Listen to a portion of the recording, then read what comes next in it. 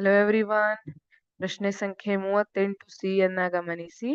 ದ್ವಿವಿದಳನ ವಿಧಾನದಿಂದ ಸಂತಾನೋತ್ಪತ್ತಿ ಮಾಡುವ ಜೀವಿಗಳಿಗೆ 2 ಉದಾಹರಣೆಗಳನ್ನು ಬರೆಯಿರಿ. ಇಲ್ಲಿ ದ್ವಿವಿದಳನ ಎನ್ನುವಂಥದ್ದು ಮತ್ತೆ ಅಲೈಂಗಿಕ ಸಂತಾನೋತ್ಪತ್ತಿಯಲ್ಲಿ ಬರುವಂತದ್ದಾಗಿದೆ. ಇಲ್ಲಿ ಅಲೈಂಗಿಕ ಸಂತಾನೋತ್ಪತ್ತಿಯಲ್ಲಿ ಒಂದೇ ಪೋಷಕ ಜೀವಿಯಿಂದ ಮರಿಜೀವಿಗಳು ಉಂಟಾಗ್ತವೆ. ದ್ವಿವಿದಳನ ಇರಬಹುದು, ಬಹುವಿದಳನ ಇರಬಹುದು, ಕಾಯಜ ಸಂತಾನೋತ್ಪತ್ತಿ ಇರಬಹುದು, ತುಂಡರಿಕೆ, ಪುನರುತ್ಪಾದನೆ, ಮೊಗ್ಗುವಿಕೆ, ಇವೆಲ್ಲ ಅಲೈಂಗಿಕ ಸಂತಾನೋತ್ಪತ್ತಿಗೆ ಉದಾಹರಣೆ ಆಗಿದೆ. ಅದರಲ್ಲಿ ದ್ವಿವಿದಳನ ಅಂದ್ರೆ ದ್ವಿ ಅಂದ್ರೆ ಎಷ್ಟು? 2 ಅಲ್ವಾ?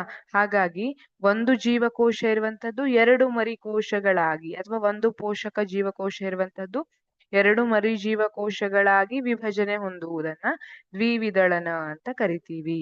ಈ ವಿಧಾನದಿಂದ ಸಂತಾನೋತ್ಪತ್ತಿ ಮಾಡುವ ಜೀವಿಗಳಿಗೆ 2 ಉದಾಹರಣೆ ಅಂದ್ರೆ ಅಮೀಬಾ ಮತ್ತು ಲಿಶ್ಮೇನಿಯಾ.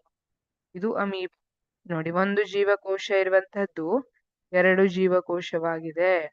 ಲಿಶ್ಮೇನಿಯಾ, ಇಲ್ಲಿ ಲಿಶ್ಮೇನಿಯಾ ಒಂದಿರುವಂತದ್ದು 2 ಜೀವಿಗಳಾಗಿ ಮರಿಜೀವಿಗೆ ವಿಭಜನೆಯನ್ನ ಹೊಂದುತ್ತಾ ಇದೆ.